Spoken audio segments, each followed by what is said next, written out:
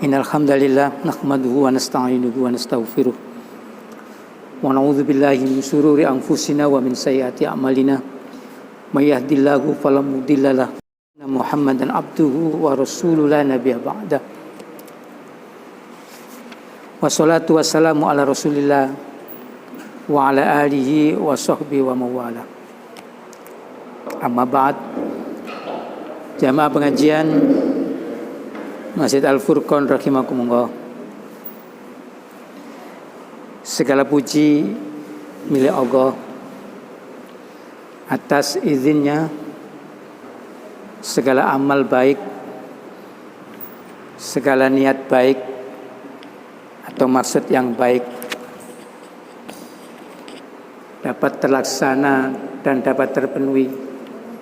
Mudah-mudahan berkumpulnya kita pada masjid yang kita cintai ini termasuk salah satu azam atau niat dan maksud yang baik, termasuk sebagai salah satu amal kebaikan.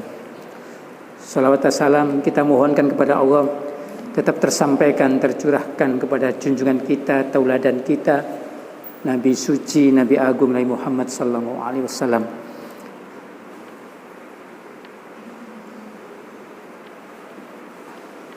Kita mulai lagi pengajian kita yang selama bulan Ramadan dan bulan Syawal libur.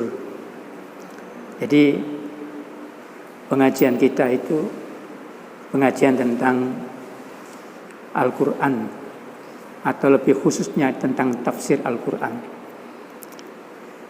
Bukan maksud saya yang menafsirkan Al-Quran, bukan. Tapi saya menyampaikan pandangan para mufassir terhadap ayat-ayat yang akan kita pelajari. Jadi ciri-ciri Rabbani, ciri-ciri hamba yang Rabbaniin, salah satunya cirinya itu adalah orang yang mau mengajarkan apa-apa yang diketahui tentang Al-Quran. Dan yang kedua adalah mereka yang tidak pernah berhenti mempelajari Al-Quran. Itu ciri-ciri Rabbani, yaitu hamba-hamba Allah yang selalu mengaitkan dalam kehidupan sehari-harinya dengan nilai-nilai ketuhanan. Tafsir Al-Quran itu menurut Profesor Dr. Kiai Haji Quraish Shihab yang pengarang tafsir Al-Misbah itu, beliau menyebutkan, jadi yang dikatakan tafsir Al-Quran itu adalah penjelasan tentang maksud-maksud firman-firman Allah. Jadi menjelaskan maksud-maksud firman-firman Allah. Kalau tadi ikut kajian di Iqra, pengajian umum tadi itu, Pak Sa'ad menyampaikan secara detail makna tafsir, yaitu bayanun minal Quran. Yang kedua adalah istikhrajul hukmi minha.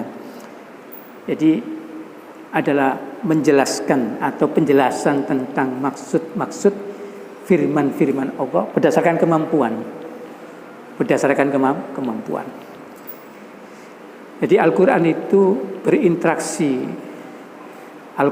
berinteraksi dengan masyarakat tempat Al-Quran diturunkan, yaitu kota Mekah dan kota Madinah. Akan tetapi pesan-pesan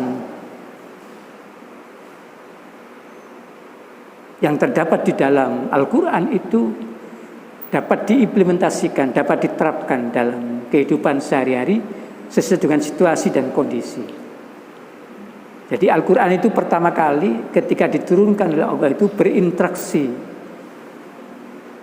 Berinteraksi itu adalah berhubungan dengan tempat pertama kali wahyu itu diturunkan oleh Allah, yaitu di kota Mekah dan Madinah. Selama 22 tahun kurang lebih seperti itu. Akan tetapi makna-maknanya, pesan-pesannya dapat diterapkan dalam situasi dan kondisi tertentu.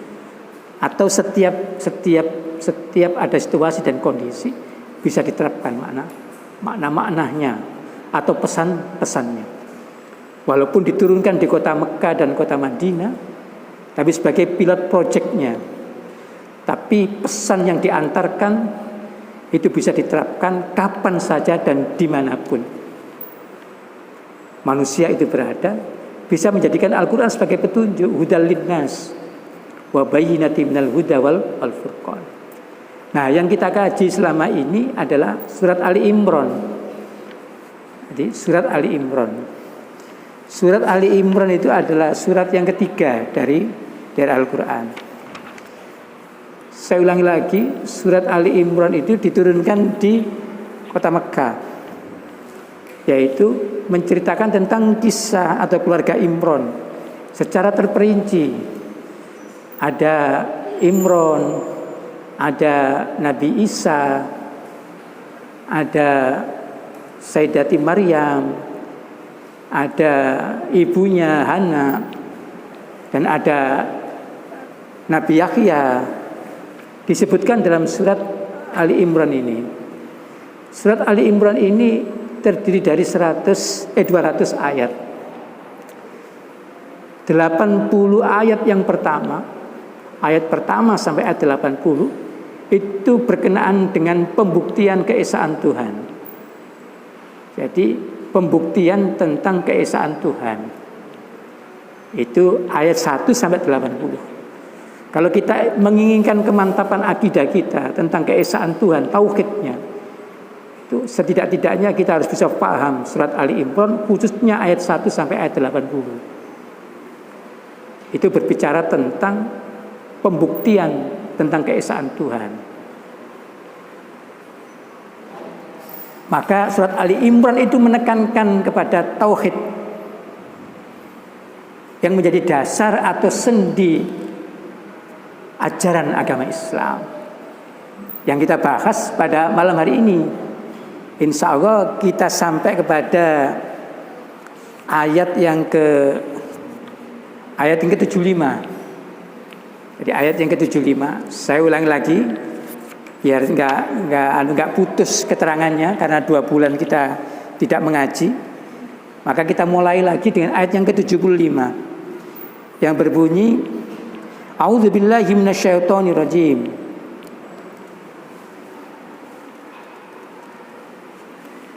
Wa min ahlil kitabi man in ta'manhu biqintarin yu'addihi ilaik. Wa minhum man in ta'manhu bidinarin la yu'addihi ilaik illa ma dumta 'alaihi qa'imah. Dzalika bi annahum qalu laisa 'alaina fil ummiyina sabil wa yaquluna 'ala Allahil kadziba wa hum ya'lamun. Bala man aufa bi ahdihi wattaqa fa innahu yuhibbul muttaqin. Innal ladzina yashtaruna bi ahdillahi wa aymanihim tamanan qalila ulaika la khalaqa lahum fil akhirati wala yukallimuhumullahu wala yanzuru ilaihim wa yaumal qiyamati wala yuzakkihim walahum adzabun alim.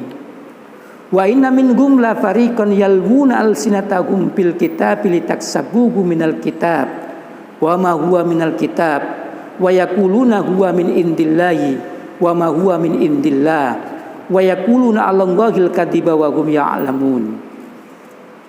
Maka nali basyarin ayyutiyahum wahul kitab wal hukma wan nubuwata thumma yaqula lin-nasi kunu ibadal li min dunillahi walakin kunu rabbaniyina bima kuntum tu'allimunal kitaba wa bima kuntum tadrusun wala ya'murukum an tattakhidul malaikata wan nabiyyina arbaba ayamurukum bil kufri ba'da id antum muslimun. Mudah-mudahan waktunya cukup ya, untuk membahas ayat-ayat yang dibaca tadi. Jadi ayat sebelumnya menjelaskan tentang hubungan yang buruk antara Bani Israel, termasuk di sana ada Yahudi dan ada Nasoro. Jadi ada hubungan buruk dengan Allah Subhanahu wa taala. Mereka berdusta, mereka merubah-rubah isi kitab, mereka mengingkari janji. Hubungan buruk. Nah, pada ayat ini Allah menceritakan tentang hubungan buruk orang Bani Israel itu dengan manusia. Dengan manusia. Dalam hal ini adalah dengan orang-orang Arab atau kaum jahiliyah. Jadi sudah menjadi ketetapan umum, jadi kaidah umum. Siapa saja yang mempunyai hubungan buruk dengan Allah Subhanahu wa taala, otomatis dia akan mempunyai hubungan buruk dengan manusia. Akan tapi barang siapa yang membuat hubungan yang harmonis dengan Allah Subhanahu wa taala, ada hubungan yang baik dengan Allah Subhanahu wa taala, maka insya Allah maka dia nanti akan menciptakan hubungan dengan manusia juga baik dan harmonis. Sudah menjadi kaidah umum. Hubungan dengan Allah tetap kita bangun hablum minallah sekaligus hablum minan nas. Kalau hablumnya minallah itu baik, harmonis, maka otomatis hablum minan nasnya itu baik dan harmonis. Dan sebaliknya. Nah, ayat ini Allah menceritakan, ayat sebelumnya ketika Allah bercerita tentang hubungan buruk sebagian Bani Israel itu dengan Allah, maka dalam ayat yang akan kita bahas nanti Allah akan menampilkan hubungan buruk Bani Israel dengan manusia. Yaitu dengan apa? Yaitu mereka telah berkhianat terhadap apa? Terhadap amanat yang diberikan kepada mereka. Ayat ini menceritakan asbabun nuzulnya adalah sebagai berikut. Sababun nuzul Anil Ash'ath Ibnu Qais qala kana baini wa baina rajulin minal yahudi ardun. Jadi ada seorang bernama Ash'ath Ibnu Qais. Dia menceritakan kana baini wa baina rajulin minal yahudi ardun. Saya dengan orang Yahudi itu bekerja sama, yaitu memiliki sebuah tanah. Jadi tanah itu milik mereka berdua. Ada ardun, tanah luas. Fajahadani. Kemudian orang Yahudi ini menolak, tidak mengakui bahwa tanah itu adalah tanah mereka bersama. Dia mengakui bahwa tanah ini adalah miliknya. Faqadimtu ilan Nabi, maka kata Ash'ath Ibnu Qais, maka saya menyerahkan masalah ini kepada Nabi. Faqala li Rasulullah sallallahu alaihi wasallam, maka Rasulullah berkata kepada saya, "Hallaka bayyinatun, apakah kamu punya bukti bahwa kamu memiliki sebagian dari tanah itu yang kamu sengketakan sekarang ini?" Qultu, maka saya menjawab, "Lah, saya enggak punya bukti." Qala lil Yahudi, maka Rasulullah SAW berkata kepada orang Yahudi, "Ikhlif, bersumpahlah kamu bahwa tanah itu betul-betul milikmu, bukan miliknya Ash'ath Ibnu Qais." Qultu, kemudian Ash'ath Ibnu Qais, "Idzan yakhlifu fayadhabu bimali." Lu kok gampang? Dengan sumpah maka milikku hilang. Ya Rasulullah, engkau menyuruh orang Yahudi tadi bersumpah. Ternyata ketika orang Yahudi mau bersumpah, tiba-tiba tanahku hilang. Kemudian turun ayat ini. Innal ladzina yashtaruna bi ahdillahi, yang akan kita bahas pada malam hari ini. Wa min ahlil kitabi man in ta'manhu biqintarin yu'ati ilaik. Ai minal yahudi idza i'tamantahu alal malil katsir, namanya kintor. Jadi ada harta yang banyak. Harta yang banyak itu disebut dengan bikintor, kintorun itu. Orang Arab itu kalau menyebut harta yang banyaknya luar biasa, enggak terhitung, itu namanya kintorun. Disebutkan dalam tafsir, kira-kira kintorun itu adalah alfu uqiyah zahaban, yaitu 1000 uqiyat. 1000 uqiyat. Satu uqiyat itu 12 dirham. Sama dengan 28 gram. Jadi satu uqiyat itu sama dengan 12 dirham, sama dengan 28 gram emas. Kalikan 1000. 28 gram kali 1000. Kemudian kalikan harga emas sekarang sekitar 600-an sampai 700. Itulah namanya kintorun. yu'addi ilaik. Walaupun engkau itu menitipkan, memberikan amanat harta yang begitu besar, yaitu berapa? 2.800 gram. 2.800 gram emas. Sebagian orang Yahudi mengembalikan kepadamu. Berarti dia amanat, dikembalikan kepadamu. Ada ilaika li amanatihi ka Abdullah ibn Salam. Abdullah ibn Salam itu orang Yahudi. Jadi dia itu orang Yahudi dan orang amanah. Ketika dititipi uang yang banyak, pada waktu dikembalikan, jumlahnya sama persis. Tetapi wa minhum man intamanhu bidinarin la yu'addihi ilaik. Ada di antara mereka, tidak semuanya, ada di antara mereka orang Yahudi, ketika engkau memberikan amanat kepadanya untuk menitipkan sekecil bidinarin, kecil, la yu'addi ilaik. Sebagian orang Yahudi ketika dititipi karena amanatnya maka dikembalikan, walaupun yang dititipkan itu besar. Tapi ada sebagian orang Yahudi dititipi barang yang kecil, yang nilainya rendah, 1 dinar. Bidinarin la yu'addi ilaika, tidak diserahkan kembali kepadamu. Alias minhum malayu tamanu ala dinarin lihianati kafan Has ibnu Azura. Tadi Abdullah bin Salam, orang Yahudi yang amanat. Orang Yahudi yang khianat namanya adalah Fanhasun ibnu Azura. Dititipi 1 dinar, nggak dikembalikan. Ada yang dititipi besar dikembalikan, ini dititipi kecil nggak dikembalikan. Apalagi dititipi besar. Illa ma dumta alaihi qaiman. Kecuali engkau pasang badan di situ, nagih secara paksa, atau engkau mendatangkan seorang saksi, atau dalam pengawasan engkau, maka dia akan menyerahkan. Tapi kalau nggak diawasi, kalau nggak kita mendatangkan saksi, kalau kita tidak memberikan satu dengan terus menerus untuk menagih, maka mereka tidak akan menyerahkannya. Dipek karena khianat, yaitu Fanhas ibnu Azura. Dzalika bi annahum qalu laisa alaina fil ummiyina sabilun. Mereka punya anggapan,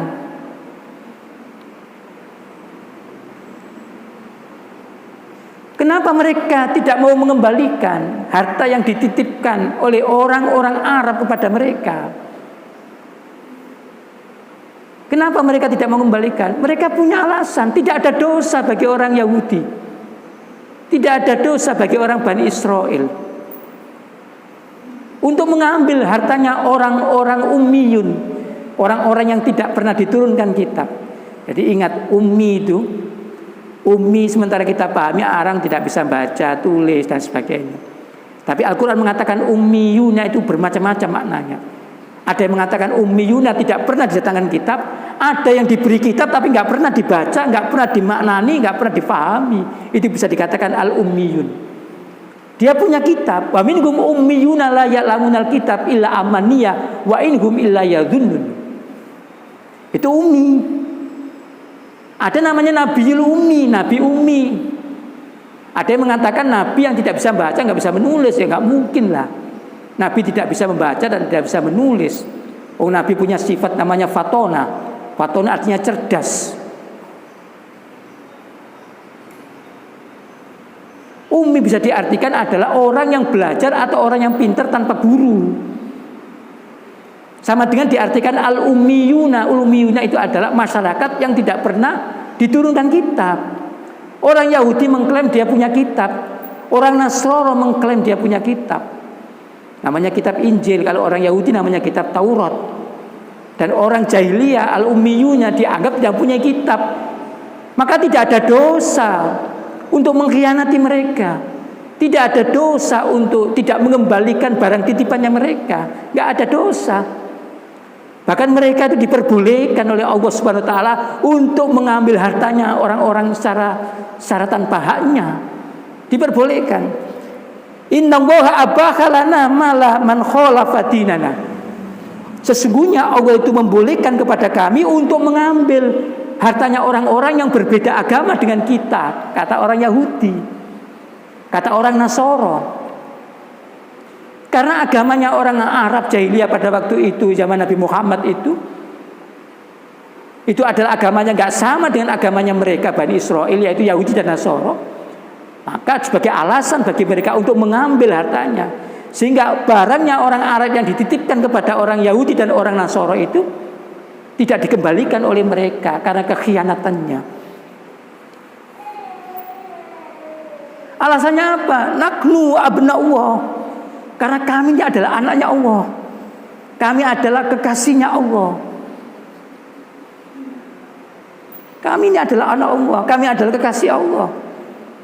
Otomatis kami diperbolehkan untuk mengambil barangnya orang-orang yang tidak sama agamanya dengan kami, kata mereka. Dan ini pelajaran bagi kita. Maka tidak ada alasan bagi kita mengambil barangnya siapapun, baik barangnya orang Islam atau barangnya orang kafir pun tidak boleh mengambil itu. Tidak boleh.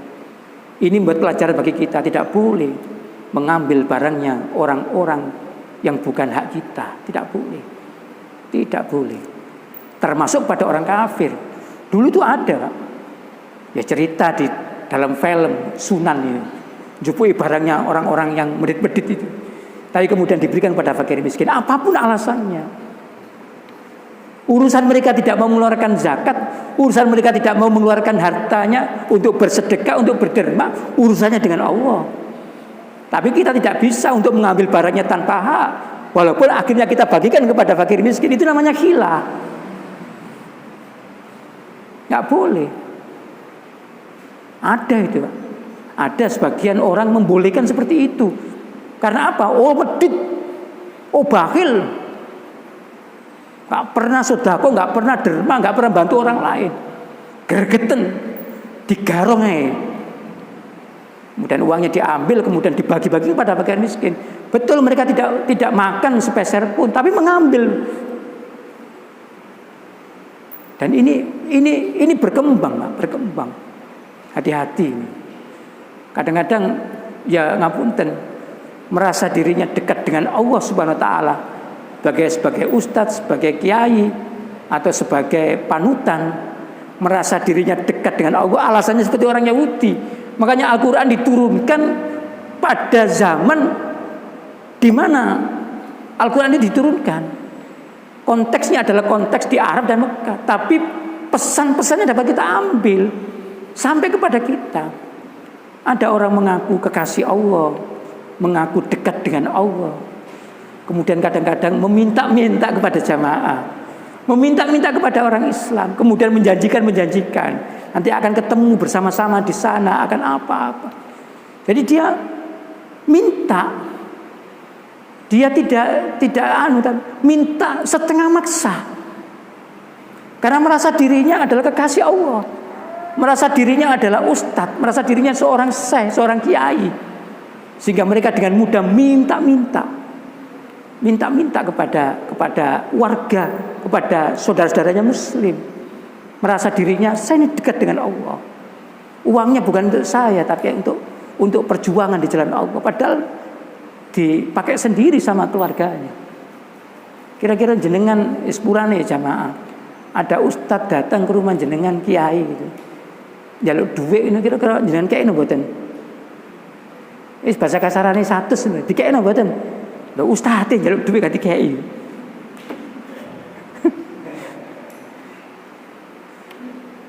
Sampai dijaluk duit kira-kira wong utang gak nyaur gak apa-apa kok ustadz kok. Oh ustadz kok. Sampe kira-kira wani gak nagih ustadz utang ngono. Utang 1 juta ngono, kira-kira nagih wani apa enggak? Gak wani. Wong ditagih kekasihnya Allah.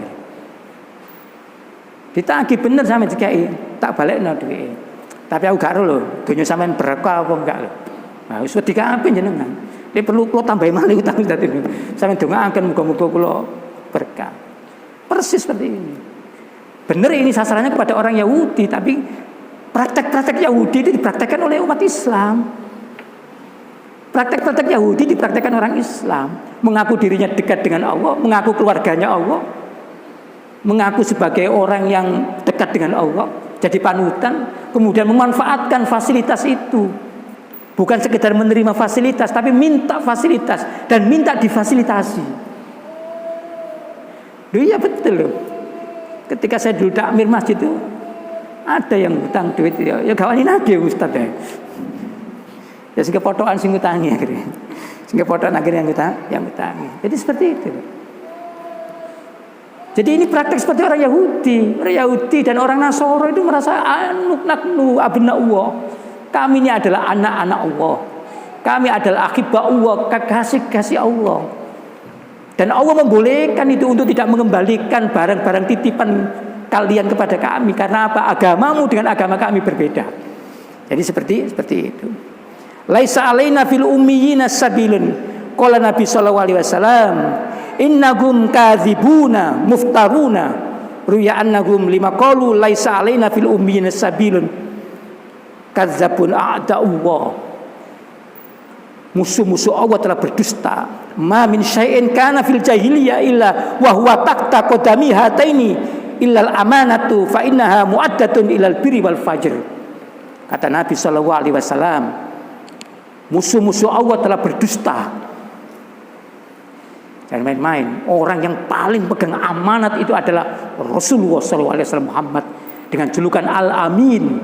Orang yang sangat terpercaya. Orang sangat terpercaya. Sebelum beliau diangkat jadi nabi, beliau itu menerima titipan orang, bahkan dilebihi, Pak. Dilebihi. Jadi dengan titip orang mesti bayar. Titip duit 1.000 mesti bayarin dengan 1.100 sopai. Ini nabi enggak. Malah dikembalikan 1.000 lebih kalau seandainya titip 1.000. Nabi itu seperti itu, Al-Amin percaya. Makanya Nabi mengatakan, kana fil jahiliyah illa wa huwa taqta qadami hataini. Orang jahiliyah itu semuanya di bawah telapak kaki saya, kedua telapak kaki ini. Illa amanatun, kecuali amanat fa inna mu'addatun, amanat yang pasti akan diserahkan ilal birri wal fajr. Gak ada, Pak, amanatnya orang-orang jahiliyah yang tidak akan disampaikan kepada yang berhak, disampaikan. Kok bisa mengatakan orang jahiliyah? Justru orang Islam itu yang paling memegang amanah. Ya disentuhkan Rasulullah SAW. Makanya kalau kita itu harus meniru seperti itu. Balaman aufa bi ahdihi wattaqa fa innahu yuhibbul muttaqin. Dan orang-orang yang menyempurnakan perjanjian dan bertakwa, fa innahu yuhibbul muttaqin. Sesungguhnya Allah mencintai orang-orang yang bertakwa. Ini ya, wa yaquluna 'ala Allahil kadziba wa hum ya'lamun. Mereka mengatakan atas nama Allah pendustaan padahal mereka mengetahui. Mereka itu mengetahui loh, bahwa yang diomongkan itu adalah dusta. Allah tidak pernah memerintahkan kepada orang Nasoro dan orang Yahudi untuk menjadi khianat, gak ada. Untuk tidak mengembalikan barang titipan yang diserahkan kepada mereka itu gak ada. Wahum ya'lamun, apapun yang dilakukan oleh mereka, pendustaan yang dilakukan oleh mereka, itu semuanya mereka adalah ketahui. Balaman aufa bi ahdihi wattaqa fa innahu yuhibbul muttaqin. Barang siapa yang menyempurnakan janji dan bertakwa, sesungguhnya Allah mencintai orang-orang yang bertakwa. Innalladzina yashtaruna bi ahdillahi wa aymanihim tsamanan qalila. Sesungguhnya orang-orang yang memperdagangkan perjanjiannya Allah wa aymanihim dan sumpah-sumpah mereka tsamanan qalila dengan harga yang murah. Ayastabdiluna bil ahdi alladzi ahadu alaihi min tasdiqi bi Muhammadin wa bi aymanihim al-kadzibati khutamud dunya. Mereka berani bersumpah hanya untuk mendapatkan samanan qalilan, harga yang sangat murah. Mereka berani mendustakan, memalsukan dengan sumpah mereka. Jadi alat bukti itu ada namanya alat bukti bayyinah, juga adalah alat bukti dengan sumpah. Kalau alat buktinya tidak ada, maka dengan sumpah. Mereka gampang mengucapkan sumpah. Padahal mereka mengetahui apa yang dia sumpahkan mereka itu adalah bohong. Wa imanihim tsamanan qalila, dengan harga yang murah. Ulaika la khalaqa lahum fil akhirah. Mereka tidak akan mendapatkan bagian apa-apa di akhirat. Laisa lahum haddun wala nasibun min rahmatillah. Tidak mendapatkan bagian rahmat di akhirat. Wala yukallimuhumullah. Mereka tidak akan pernah diajak omong-omongan dengan yang baik dengan Allah. Wala yanzuru ilaihim, mereka pun juga tidak dilihat oleh Allah pada hari yaumul qiyamah. Ay la yukallimuhum kalamun unsin wa lutfin. Tidak dengan ucapan yang halus, ucapan yang ramah, tapi dengan ucapan yang kasar. Wala yanzuru ilaihim bi aini rahmah. Mereka tidak dilihat oleh Allah dengan pandangan yang aini rahmah, penuh dengan kerahmatan. Walahum adzabun muallim. Wala yuzakihim walahum adzabun alim. Ay la yutahhiruhum min auzarin walahum adzabun muallim ala martakabu minal ma'asi. Mereka mendapatkan azab yang sangat pedih akibat perbuatan maksiat yang mereka kerjakan. Wa inna minhum la fariqan yalwuna alsinatahum bil kitab. Wa inna, dan seterusnya, bentuk keburukan-keburukan mereka hubungan dengan manusia. Wa inna minhum, dan di antara mereka la fariqan, ada sekelompok, yalbuna alsinatahu, membolak-balikkan, memutar-mutar ucapannya, bil kitab, tentang kitab. Ay wa in min yahudi taifatun yaftiluna alsinatahu, membolak-balikkan ucapannya, fi hali qiraatil kitab bi takrifi ma'ani, yaitu tentang bacaan kitab, bi takrifi ma'ani, untuk merubah maknanya, wa tabdilil kalamillah, yaitu untuk merubah makna kalamu wa anil muradi, dari maksudnya. Jadi banyak mereka itu merubah-rubah kalimatnya, menyamar-nyamarkan kalimatnya. Jadi litaksabu minal kitab wa ma huwa minal kitab. Mereka mengatakan bahwa ini dari kitab, padahal tidak dari kitab. Jadi mereka memulak-malikkan, mudah bersilat lidah, pinter-pinter kalau berbicara, kalau ngomong. Jadi kan lihat di TV, oh pinter-pinter ngomong, melintir-melintir omongan-omong. Di Quran ada seperti ini, di Quran seperti ini, padahal keliru. Menyamarkan seakan-akan benar, seakan-akan itu dari kitab, padahal bukan dari kitab. Contohnya banyak sekali. Mereka mengucapkan assalamualaikum dirubah assalamualaikum, seakan-akan sama. Assalamualaikum, keselamatan bagi kalian semuanya, dirubah oleh mereka menjadi assalamualaikum. Dirubah mereka assalamualaikum. Apa artinya asamu? Asamu artinya racun, kebinasaan atas kalian semuanya. Dirubah oleh mereka. Khittotun, kata-kata khittoh. Allah menyebut kata-kata kembali kepada khittoh, diganti menjadi hando. Hando itu artinya adalah gandum. Peristiwa yang terekam adalah kata-kata farjumuhu, diganti farhumuhu. Orang berbuat zina, padahal di kitab disebutkan farjumuhu, rajam dia sampai mati, tapi diganti oleh mereka farhumuhu, kasihlah dia atau panaskanlah dia. Makanya dalam kitab ketika ada peristiwa perzinaan itu, dari kalangan orang Yahudi ada yang berbuat zina, dari kalangan orang Bani Israel berbuat zina, mereka tidak dihukum dengan rajam. Mereka datang kepada Nabi, "Loh, kenapa enggak kamu rajam?" Karena di kitab kami tidak ada perintah rajam ya Nabi. Yang ada adalah takmim. Takmim itu cuma dijemur. Dijemur di panasan seperti orang kena Covid itu. Jam 10, jam 11 sampai jam 12 dijemur. Itu namanya takmim. Namanya takmim, dijemur sampai hitam. Padahal di dalam kitab-kitabnya mereka, kitab Taurat mereka, itu kalimatnya adalah birrajam, dengan rajam. Tapi diganti mereka dengan bitahmim. Akhirnya Nabi gondre ini kitabnya. Nabi punya kitab sendiri, diberitahu oleh Allah Subhanahu wa taala, tahu kitab Tauratnya Nabi. Makanya mengatakan Nabi enggak bisa baca kitab, Nabi enggak bisa baca tulis, ya heran. Oh, kita tunjukkan pada Nabi, loh ada ini. Ini birajam, bukan bitahmim. Oleh mereka diganti tahmim. Dia mengatakan ini dari kitab, padahal itu bukan dari kitab. Kitabnya mengatakan rajam, tapi dia mengatakan tahmim. Farjumuhu diganti farhumuhu. Yes, mereka seperti itu, merubah-rubah semuanya. Banyak sekali contoh-contohnya yang dirubah oleh mereka.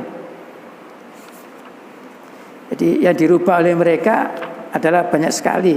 Ada asam. Pada assalamualaikum diganti asamu. Jadi assalamualaikum diganti asamu. Kemudian tadi itu ya ro'ina, kata mirip tetapi bermakna makian. Jadi ro'ina itu ketika orang-orang diterangkan Nabi itu kok sulit untuk menerima. Ya ayyuhalladzina amanu, itu kan ada perintahnya, ya ayyuhalladzina amanu, orang-orang beriman, la taqulun dzurna wa la taqulur ro'ina wa qulun dzurna. Jangan sekali-kali bilang ro'ina, tapi bilang dzurna, lihatlah kami Nabi, kami tidak paham apa yang kau sampaikan. Tapi oleh mereka diganti wa la taqulur ro'ina. Makanya Allah mengatakan jangan berkata ro'ina. Ro'ina itu adalah kalimat-kalimat penuh dengan hinaan. Jadi mereka kata-kata dzurna diganti-ganti ro'ina. Kata assalam diganti sam, kata rajam diganti kata farjumu diganti farhumu, mirip-mirip seperti itu. Kemudian dia mengatakan hada min kitabillah, ini dari kitab Allah, wa ma huwa min kitab. Padahal itu bukan dari kitab, itu hanya angan-angan mereka, itu hanya rekayasa mereka. Jadi seperti itu mereka itu. Ditaksabu minal kitabi wa ma huwa minal kitab. Aw litadhunnu anna hadzal mukharrifa min kalamillah wa ma huwa illa tadlili wa buhtanin. Untuk apa? Menyesatkan. Wa buhtanin, dan berita bohong, pendustaan. Jadi umat Islam itu ya paling hebat ya dikacaukan isi kitabnya. Wong seluruh ajaran, tujuan seluruh ajaran Al-Qur'an itu adalah ketakwaan. Makanya mereka berusaha untuk selalu merubah-rubah isi Al-Quran. Kalau konangan salah cetak, kalau konangan salah cetak, kalau gak konangan ya terus. Kalau konangan salah cetak, tapi kalau gak konangan terus. Berusaha untuk itu. Untuk apa? Litadlil, untuk menyesatkan umat. Wa buhtanin, dan memberikan buhtan, kebohongan. Wa yaquluna huwa min indillahi wa ma huwa min indillah. Ayun sabunahu ila Allahi wa huwa kadzabun Allah. Kadzibun Allah. Dia berdusta atas nama Allah. Wa hum ya'lamuna, mereka mengetahui. Mereka itu mengetahui. Itu yang garai yang bikin mereka itu mengetahui. Kalau tidak tahu gitu dimaafkan, mengetahui. Mereka pegang kitabnya, tapi mereka merubah-rubah sesuai dengan keinginan mereka. Tujuannya apa? Litadlil, untuk menyesatkan umat Islam. Kemudian ayat selanjutnya, maka nali basyarin ayutiyahum wahul kitab wal hukma wan nubuwah. Aila yasiku wala yambagi li ahadin minal basyari a'tahu wahul kitab wal hikmata wan nubuwah. Summa yaqula linnasi kunu ibadal li min dunillah. Jadi orang-orang Yahudi, sebagian orang-orang Yahudi dan orang-orang Nasara itu selalu mengatakan kepada orang lain, mengatakan sembahlah aku, kunu ibadal li, sembahlah saya. Ketika ditanya dari mana, ya karena diperintahkan. Di sini ada kalimatnya. Summa qala ta'ala raddan 'ala an-nasara lima za'amu anna Isa amarahum ayabuduhu. Mereka mengatakan bahwa yang nyuruh siapa? Yang nyuruh Nabi Isa. Untuk menyembah Nabi Isa, ya menyuruh Nabi Isa. Untuk menyembah kepada Musa, yang nyuruh Nabi Musa. Kemudian dibantah oleh Allah, maka nalibasari ayatiyahu wal kitab wal hukma wan nubuwah. Tidak sewajarnya orang yang telah diberi oleh Allah sebuah kitab dan diberi hikmah serta kenabian, summa yaqulu lin-nasi kunu ibadal li min dunillah. Kemudian dalam dakwanya itu kemudian mereka menyuruh kepada umatnya untuk menyembah dirinya. Enggak. Tidak wajar itu. Enggak mungkin seorang nabi, enggak mungkin seorang yang diberi kitab, enggak mungkin harus diberi hikmah, dalam perjalanan dakwanya membimbing umatnya kemudian berakhir untuk menyuruh beribadah kepada dirinya. Kata Allah tidak. Mereka beranggapan bahwa Nabi Isa lah yang menyuruh mereka untuk menyembah Nabi Isa. Lima zamu anak Isa amarahum ayyabuduhu. Sesungguhnya Nabi Isa telah memerintahkan mereka ayyabuduhu, untuk menyembah mereka. Langsung dibantah oleh Allah, maka nali basyarin ayyutiyallahu alkitab wal hukma wan nubuwah tsumma yaqulu lin-nasi kunu ibadal li min dunillah. Makana innama yu'tabihi linafsi am alladzi la yajuzu aqlan subutuhu wal ghurdu an la yasiku asalan. Jadi enggak masuk akal. Secara asal muasalnya enggak mungkin seseorang yang diberi kitab, diberi hikmah, diberi kenabian, kemudian di dalam dakwanya, dalam mendampingan, membimbing umatnya, kemudian mengakhiri dengan mengatakan sembahlah saya, kultuskanlah saya, taatilah saya. Opo sing tak omongno nuten, opo sing tak lakoni iluon, enggak ada. Walakin kunu rabbanina bima kuntum tu'allimunal kitab wa bima kuntum tadrusun. Kalau menyuruh beribadah kepada seorang nabi jelas tidak wajar. Tapi kalau memerintahkan untuk menjadi rabbani, yaitu orang yang selalu mengaitkan amal ibadahnya, amal perbuatannya dikaitkan dengan nilai-nilai ketuhanan Allah Subhanahu wa taala, itu wajar. Tapi kalau menyuruh mengkultuskan dirinya, mentaati dirinya, memuliakan dirinya, tidak wajar. Maka dikatakan oleh Allah, bima kuntum tu'allimunal kitab wa bima kuntum tadrusun. Ciri-ciri robbaniyun itu adalah seneng ngaji. Seneng ngaji. Yang setelah seneng ngaji kemudian tu'allimuna, kemudian diajarkan kepada saudaranya yang lain yang belum ada kesempatan bisa mengaji. Jadi kalau ingin menjadi robbaniin itu harus senang mengaji. Senang mengaji Al-Quran, memahami maksudnya, memahami maknanya, kemudian mengamalkannya dan mengajarkannya. Namanya tadrusun. Tadrusun itu artinya adalah mengkaji, memahami, memaknai apa maksud-maksud daripada firman-firman Allah. Setelah itu kemudian disampaikan, diajarkan kepada saudaranya yang lain. Bima kuntum tu'allimunal kitab wa bima kuntum tadrusun. Jadi sangat tidak wajar. Jadi kalau ada sampai ustadz, ada kiai, kemudian mempengaruhi jamaahnya dalam proses dakwahnya untuk mengkultuskan dirinya, untuk mentaati dirinya, untuk memuliakan dirinya, berarti turunannya orang Yahudi, turunannya orang Nasara. Karena dakwahnya orang Yahudi dan orang Nasara itu selalu berakhir dengan untuk mengkultuskan dirinya, menuhankan dirinya, kemudian memuliakan dirinya, kemudian menampakkan sifat-sifat ketuhanan dalam dirinya.